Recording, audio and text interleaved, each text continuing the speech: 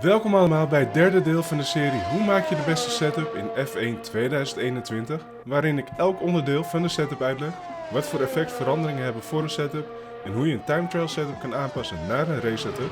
In deel 3 zijn we aangekomen bij de ophangingsconstructie. Heb je de vorige twee delen nog niet gezien, dan raad ik je aan om deze nog te kijken en dan gaan we nu meteen beginnen met de uitleg. In F1 2021 zijn er 4 mogelijkheden die je kan veranderen bij de ophangingsconstructie. En dat is front camber, rear camber, front toe en rear toe. Ik ga je nu kort uitleggen wat camber en toe precies betekent en wat dit doet. Want dit is naar mijn mening een van de meest ingewikkelde onderdelen van de setup. Om dit uit te leggen gebruik ik deze afbeelding die ik heb gevonden op het internet. Dus alle credits naar de maker van deze afbeelding. Want dit geeft heel duidelijk aan wat camber en toe doet met de banden. Toe is de hoek waarin de banden naar wijzen. In F1 2021 en ook in F1 2020 trouwens, zetten we toe vaak helemaal naar links of bijna naar links. In deze video ga ik uitleggen waarom we dit doen en wat er gebeurt als je het tegenovergestelde doet. Camber is de hoek van de wielen ten opzichte van de grond als je de auto van de voorkant bekijkt. De manier hoe de band het asfalt raakt verandert naarmate je de ophanging verandert. Idealiter wil je in F1 2021 de camber vrij hoog hebben staan, richting de rechterkant, om zo de meeste snelheid en grip door de bochten te hebben. En ook dat ga ik uitleggen in deze video waarom dat zo is. Camber en toe maken niet het grootste verschil in je rondetijden. Zoals hoe bijvoorbeeld aerodynamica dat wel doet. Ga je met 1-1 vleugel rijden op Monaco, dan ben je echt een paar seconden trager dan met 11-10 vleugel. Camber en toe zorgen meer voor hoe de auto voelt. Maar het is, zoals je gaat zien, wel een enorm belangrijk onderdeel, wat de auto fijner en makkelijker laat rijden tijdens time trial of een race. Als je dit namelijk niet goed hebt staan, dan kun je de bandenslijtage wel wat hoger worden en dat wil je natuurlijk niet hebben tijdens een race.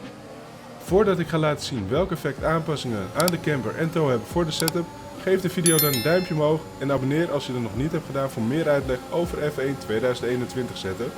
En nu we hopelijk iets meer begrijpen wat camber en toe betekent, gaan we door naar de setup en wat dit nou daadwerkelijk doet met de setup in F1 2021.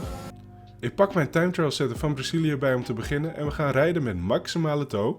Dus front en rear toe zetten we op maximaal en dan gaan we kijken wat dit doet qua rijstijl. En zoals je kan zien is de auto met maximale toe erg responsive bij het insturen. Dus dit betekent dat de auto een stuk beter instuurt, maar het kan er ook voor zorgen dat de achterkant van de auto midbocht een beetje wegglijdt, wat je niet wil hebben. Vooral in snellere bochten merk je dit.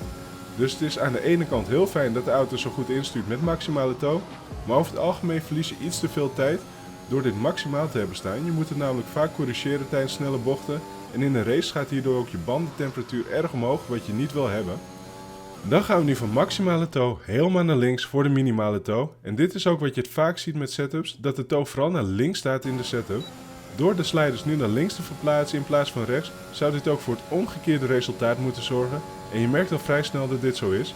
De auto stuurt iets minder agressief in, maar dit betekent ook dat de auto niet veel instuurt midbocht, waardoor de achterkant niet wegglijdt. Dit is over het algemeen ideaal, want op deze manier hoef je midbocht niet te corrigeren, heb je meer grip en ga je sneller. Ook je bandentemperatuur blijft beter, waardoor je in een race meer snelheid kan hebben over een langere afstand.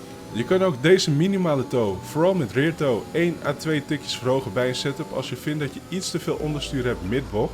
Merk je dat je wil dat de auto iets meer rotatie heeft midbocht, dan kun je deze dus iets verhogen. Ik zou het nooit meer doen dan 1 of 2 tikjes en dat heeft de auto iets meer rotatie midbocht wat fijner kan rijden. En dan gaan we nu naar camber en deze zetten we op minimale camber en dan gaan we kijken wat dit doet. En wat je merkt door dit te doen is dat de auto ook niet stabiel voelt. Vooral weer door de wat snellere bochten merk je dat de auto wat vaker moet corrigeren en dat deze eigenlijk continu van je weg wil springen. Je ziet camber ook voor een setup nooit op minimaal staan en dat heeft dus een reden, want het rijdt niet heel erg fijn. Dus nu gaan we het tegenovergestelde doen en zetten we camber op het maximale. Dit is ook wat je bent gewend met veel setups en je merkt ook meteen dat het zoveel anders rijdt. Je hoeft niet continu te corrigeren en de auto is erg in balans en stabiel door de bochten. Dan voor een race, hoe gaan we dan om met camber en toe? Dus we pakken de setup die ik heb gebruikt voor tijdrijden op Brazilië. En zoals je kan zien staat camber en toe op rechts, links, links, links. Zoals je dit vaker ziet, meer camber dan toe. En dan gaan we kijken in time trial hoe dit uitpakt. En je merkt meteen dat de auto goed in balans is. Voor een race zou ik wel een paar dingen in deze setup aanpassen, maar niet in camber en toe, want de balans hierin in de auto voelt erg goed. En ik kan je eigenlijk vertellen dat ik voor een race bijna nooit de camber en toe aanpas ten opzichte van time trial setup. Het enige wat ik soms doe is de rear toe een tikje lager zetten als ik vind dat de auto midbocht te veel overstuur heeft. Of soms een tikje hoger als ik vind dat de auto te veel onderstuur heeft midbocht. Maar over het algemeen pas ik camber en toe bijna nooit aan voor een race. Het is ook belangrijk om te weten dat als je met Park Fermé rules rijdt, dat je de camber en toe niet kan aanpassen tussen de kwalificatie en race. Deze moeten dus al goed staan voordat de kwalificatie begint. Dat ik camber en toe bijna niet aanpas betekent natuurlijk niet dat jij dit ook niet hoeft te doen. Misschien vind jij het wel fijner om een paar kleine aanpassingen door te voeren bij camber en toe voor de race. En hopelijk begrijp je nu dankzij deze video hoe je dit beter kan doen in F1 2021. Heeft deze uitleg jou geholpen? Hit dan de like button en abonneer als je nieuw bent voor meer uitleg over setups in F1 2021. En bedankt voor het kijken.